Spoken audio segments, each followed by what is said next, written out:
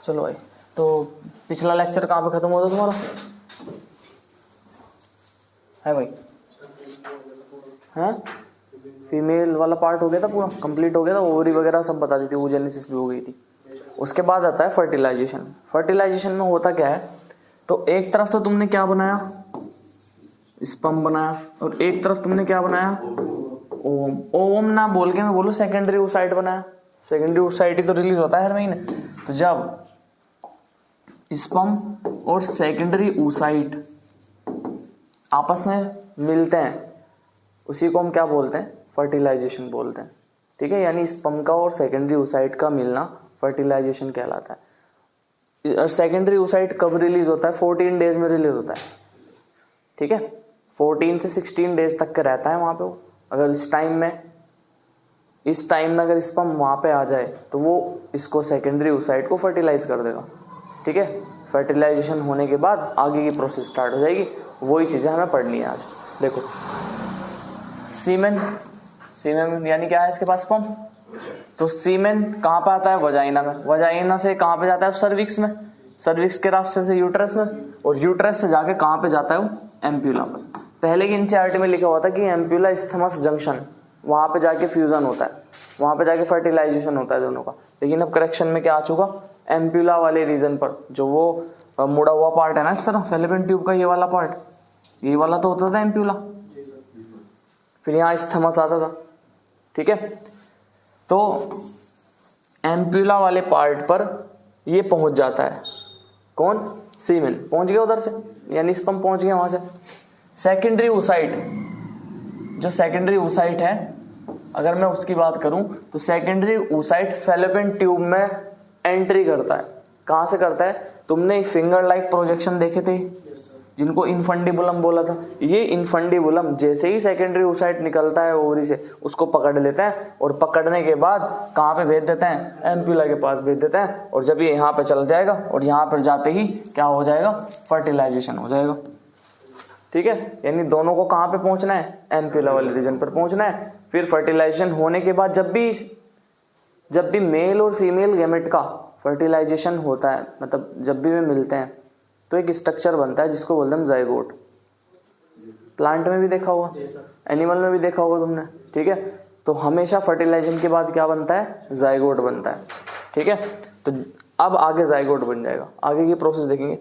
एक चीज लिखी हुई है साइमल्टेनियसली, इसका मतलब क्या है?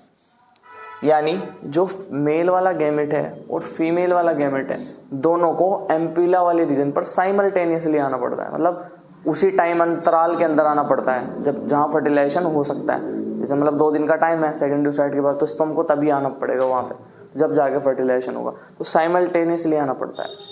ठीक है, उसके बाद अगर मैं बात करूं एक ओवम की, मैं बात करूं तो ओवम इस तरह से घिरा हुआ होता है जोना पेल्लुसिडा से।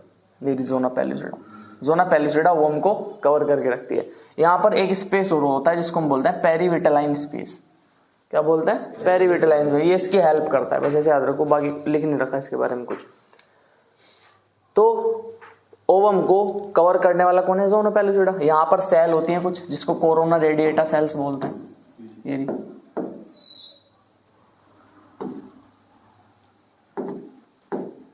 ठीक है, जो जोना पेल्लुसिडा है, जब भी स्पर्म इसके कांटेक्ट में आएगा, समझ रहे ना, स्पर्म आया, स्पर्म का एक्रोसोम, तुम्हें पता है मैंने बताया था कि एक्रोसोम जो होता है स्पर्म का, जो आगे वाला पार्ट होता है, इसमें से कुछ एंजाइम्स होते हैं। ये जोना पेल्लुसिडा को पेनिट्रेट करने में हेल्प करते हैं।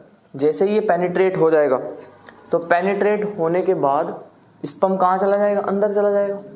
ठीक है, जैसे ही स्पर्म अंदर गया तो वो और स्पर्म अंदर ना आ पाए, उनकी एंट्री को ब्लॉक कर देता है। इसकी मेम्ब्रेन में चेंज हो जाता है। एक बार एक स्पर्म अंदर आ गया ना, फिर कोई भी स्पर्म अंदर नहीं जा सकता। ठीक है, तो ये क्या लिखा हुआ है? Sperm come in contact and block entry of other sperm.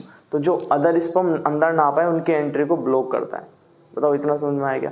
मान लो एक स्पर्म आ गया, अभी तक यहाँ पे सेकेंडरी oocyte है, जैसे ही स्पर्म अंदर जाता है ना, तो वो जो मियोसिस सेकंड रुका हुआ था, याद आ रहा तुम्हारे? oogenesis में मियोसिस सेकंड रुका हुआ था, पूरा नहीं हुआ था, तो वो अब जाके पूरा होता है, और सेकेंडरी oocyte किसमें बदल जाता है?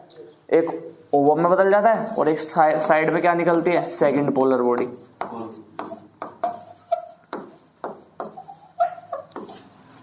ठीक है। अब जाके स्पर्म के एंट्री के बाद पूरा होता है वो जो मियोसिस सेकंड रुका हुआ था। ठीक है भाई, तो ये कहानी। इसके बाद आगे देखते हैं क्लीवेज। ठीक है, क्लीवेज क्या होता है? स्पर्म और ओवम मिलकर क्या बनाते हैं? जाइगोट बनाते हैं भाई। ठीक है, ये मुझे पता लग गया कि स्पर्म और ओवम जाइगोट बनाते हैं, पता लग गया। जाइगोट में बहुत सारे माइटोटिक डिवीजन होते हैं। मुझे बताओ स्पर्म क्या था? N, ओवम क्या था? N, तो जाइगोट बनेगा वो कितना होगा? 2N। तो इसीलिए डिवीजन सारे कैसे होंगे? माइटोटिक डिवीजन होंगे, मियोटिक डिवीजन नहीं होंगे। अगर मियोटिक होते तो 2N की जगह फिर कितना हो जाता वापस? N, और ह्यूमन की बॉडी होती है 2N, समझ रहे ना? तो इसीलिए इसमें कौन से डिवीजन होते हैं जाइगोट में? माइटोटिक डिवीजन होते हैं, उसी को हम क्लीवेज बोलते हैं। माइटोटिक डिवीजन ऐसे होंगे कि जाइगोट होगा, जाइगोट 2 सेल में बदल जाएगा, फिर 4 सेल में, फिर 8 सेल में, फिर 16 सेल में। कैसे बदलेगा? देखो डायग्राम बना रखा है, देखो ये रहा जाइगोट, बन चुका जाइगोट। स्पर्म के अंदर आने के बाद जाइगोट बदल जाता है 2 सेल स्टेज में। कितनी सेल में? 2 में। 2 से कितनी बन जाती हैं? 4 सेल बन जाती हैं। 4 से कितनी सेल? 8 सेल। 8 से कितनी? 16 सेल, और 16 से फिर ये एक स्ट्रक्चर बन जाता है। इन सारी सेल को हम ब्लास्टोमियर बोलते हैं। क्या बोलते हैं? ब्लास्टोमियर। ये भी ब्लास्टोमियर, ये भी ब्लास्टोमियर, ये भी ब्लास्टोमियर, ये भी ब्लास्टोमियर है सब। लेकिन 8 से 16 स्टेज वाले को हम मोरूला बोल देते हैं। 8 से यानी 8 से 16 स्टेज वाले ब्लास्टोमियर को हम मोरूला बोल देते हैं। ठीक है, इन दोनों ब्लास्टोमियर को हम क्या बोलेंगे? मोरूला। जो 8 वाला होगा, जो 8 वाला होगा उसको बोलेंगे हम अर्ली मोरूला, और जो 16 वाला होगा उसको बोलेंगे हम लेट मोरूला। बताओ इतना समझ में आएगा तुम्हारा? ये जो 16 सेल स्टेज है ये जाकर किस में बदल जाती है? तो ये बदल जाती है ब्लास्टोसिस्ट में। ठीक है, किस में बदल जाती है? ब्लास्टोसिस्ट। इसको हम ब्लास्टोसिस्ट बोलते हैं। एक ब्लास्टोसिस्ट का स्ट्रक्चर कुछ इस तरीके से होता है। कैसा होता है समझेंगे। ये जो सेल थी ना, ये अरेंजमेंट कर लेती है दो टाइप में, 2 तरह का इनका अरेंजमेंट हो जाता है। एक तो किनारों पर हो जाता है अरेंजमेंट, और एक बीच में आ जाता है। जो अरेंजमेंट किनारों पर जाकर होता है उसको हम बोलते हैं ट्रोफोब्लास्ट। क्या बोल देते हैं? ट्रोफोब्लास्ट बोल देते हैं। और जो अंदर की तरफ होता है उसको क्या बोलते हैं? Inner cell mass. क्या बोल देते हैं? Inner cell mass. ठीक है भाई, तो ट्रोफोप्लास्ट एक ब्लास्टोसिस्ट के अंदर ऐसी सेल्स जो बाहर अरेंजमेंट है, सरकमफेरेंस पर अरेंजमेंट है, उसको हम क्या बोलेंगे? ट्रोफोब्लास्ट बोलेंगे। और जो अंदर की तरफ है उसको हम क्या बोलेंगे? उसको क्या बोलेंगे? Inner cell mass. जो ट्रोफोब्लास्ट होगा वो एंडोमेट्रियम से अटैच हो जाएगा। कुछ मच्छर वगैरह बैठ गया क्या इस पे? ठीक है चलो। तो जो ट्रोफोब्लास्ट है वो किससे अटैच हो जाएगा? एंडोमेट्रियम से अटैच हो जाएगा। यूट्रस की 3 लेयर है, अंदर वाली एंडोमेट्रियम है, तो जब वो उससे जाके अटैच हो जाएगा उसी को बोलेंगे हम इम्प्लांटेशन। क्या बोलते हैं? इम्प्लांटेशन। एक वर्ड आता है इम्प्लांटेशन। तो इम्प्लांटेशन किसको बोलते हैं? कि जब ब्लास्टोसिस्ट एंडोमेट्रियम से जाकर अटैच हो जाता है उसको इम्प्लांटेशन बोल देते हैं। ठीक है, तो जब ये ब्लास्टोसिस्ट का भी कौन सा पार्ट? ट्रोफोब्लास्ट, मतलब टोटल ही है एक तरीके से। तो ये एंडोमेट्रियम से जब अटैच हो जाएगा उसको इम्प्लांटेशन बोलेंगे। After that formation of placenta. तो किसका फॉर्मेशन करता है बाद में इम्प्लांट होने के बाद? ये ट्रोफोब्लास्ट प्लेसेंटा का निर्माण करता है। यही ट्रोफोब्लास्ट किसको बनाता है बाद में चल के? प्लेसेंटा को हेल्प करता है। अभी आगे चल के प्लेसेंटा भी देखेंगे। ठीक है, उसके बाद आती है inner cell mass. Inner cell mass differentiate होती है। क्या होती है भाई?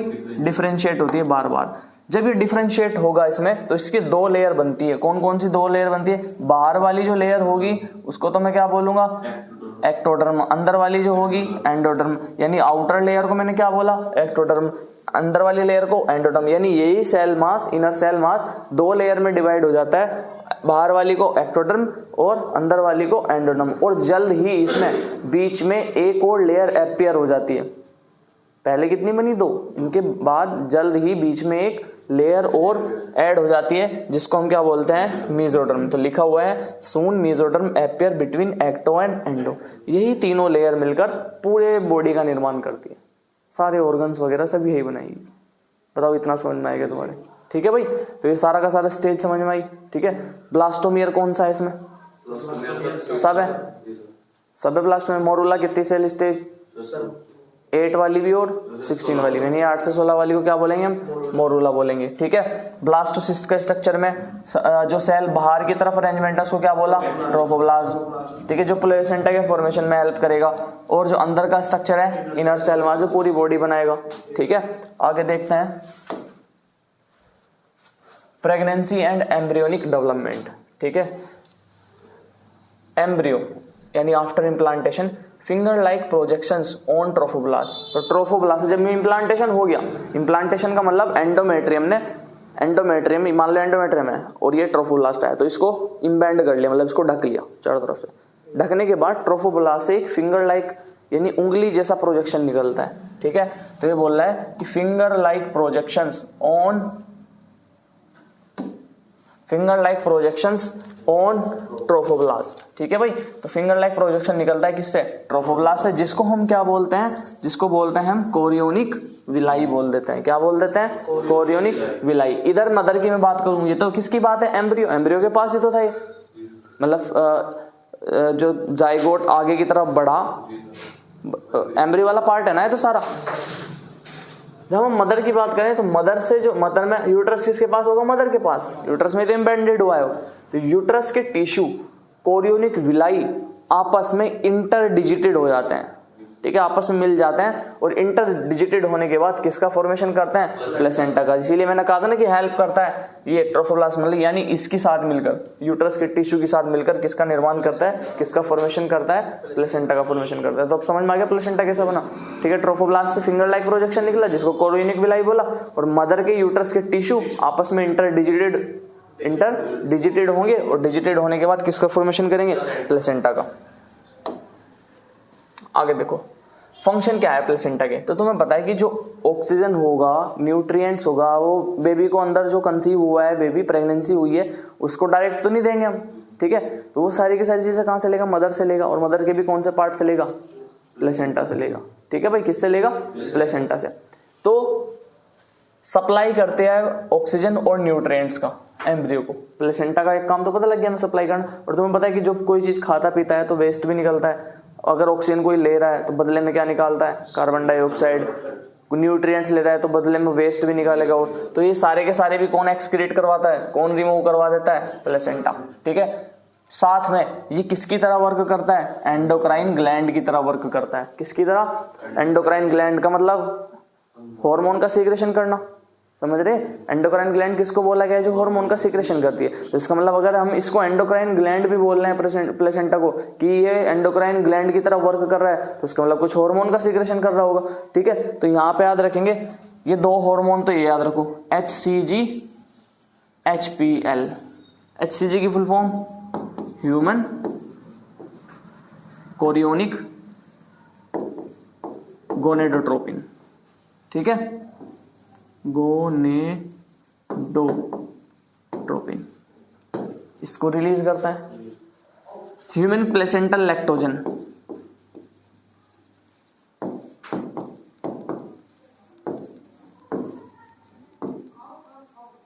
इसको सीक्रेशन करता है। तीसरा मैं बताता हूं रिलैक्सिन, इनका सीक्रेशन कर रहा है। 3 मैंने क्यों लिखे?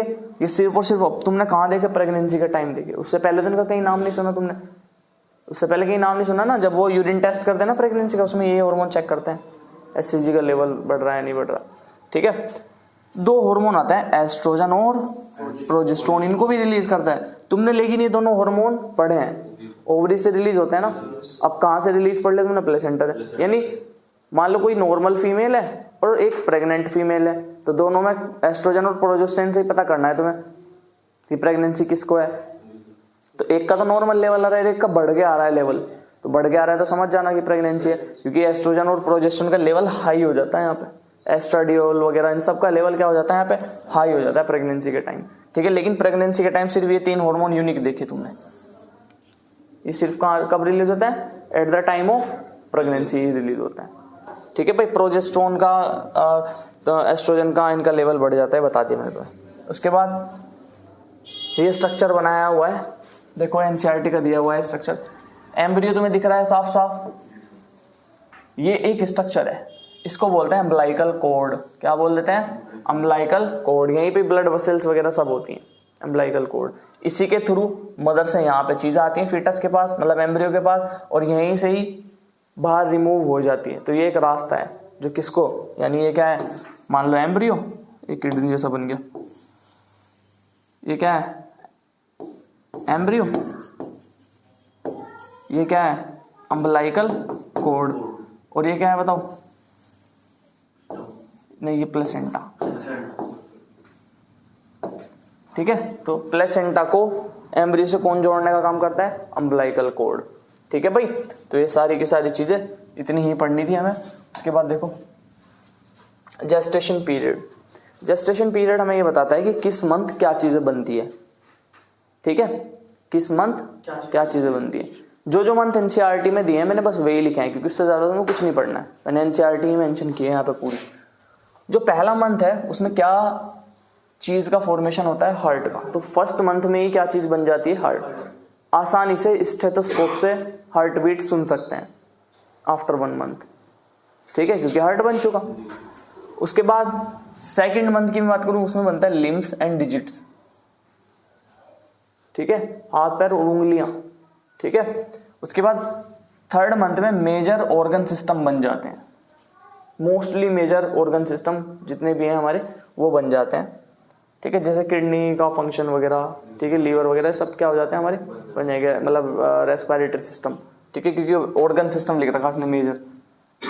5वें मंथ में पहली मूवमेंट देखी जा सकती है फीटस की। बोलते हैं ना कि लात मारता है वो। ठीक है, तो वो 5 मंथ में हम देख सकते हैं। सर एम्ब्रियो से फीटस में आने में कितना टाइम लगेगा? मतलब फीटस, एम्ब्रियो तो बनता है फीटस में भाई, एम्ब्रियो तो कन्वर्ट हो जाता है फीटस में। भाई मैं बोल रहा हूँ कि एम्ब्रियो ही ना आगे चल के फीटस में बदल जाता है। ठीक है, 9 वीक तक के बोल देते हैं उसको। ठीक है, अगर मैं बात करूं, ये भी हो गया तुम्हारा, जो शुरू के 3 मंथ होते हैं उसको बोल देते हैं हम फर्स्ट ट्राइमेस्टर।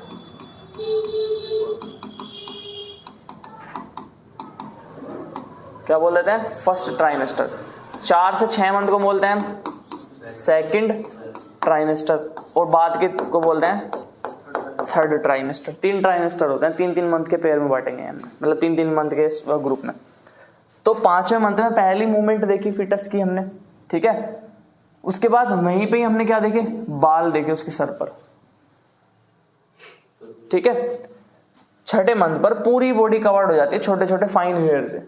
ठीक है, और आई लीड भी उसकी क्या हो जाएंगी? सेपरेट हो जाएंगी। आई लैशेस भी फॉर्म हो जाएंगी। ठीक है, उसके बाद 9th मंथ में फीटस क्या हो जाएगा? रेडी टू डिलीवरी हो जाएगा। जब डिलीवरी हो जाती है इसको बोलते हैं पार्चुएशन। ठीक है, जब डिलीवरी होती है तो ऑक्सीटोसिन हार्मोन, मैंने बताया था तुम्हें, वो किस पे वर्क करेगा? ऑक्सीटोसिन। हाँ भाई, ऑक्सीटोसिन हार्मोन ये किस पे वर्क करता है? मायोमेट्रियम पर, बताया था ना। और मायोमेट्रियम में क्या होते हैं? हाई कॉन्ट्रैक्शन होते हैं, और कॉन्ट्रैक्शन होने के कारण क्या हो जाता है? बेबी की डिलीवरी हो जाती है। ठीक है, तो यहाँ पे चैप्टर क्या हो चुका तुम्हारा? खत्म हो चुका।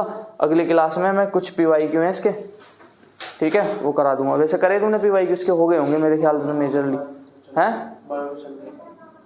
हो गए सारे। अच्छा ठीक है, वैसे कर लो, बहुत आसान है इसके, मैं करा दूंगा फिर भी अगली क्लास में कर दूंगा।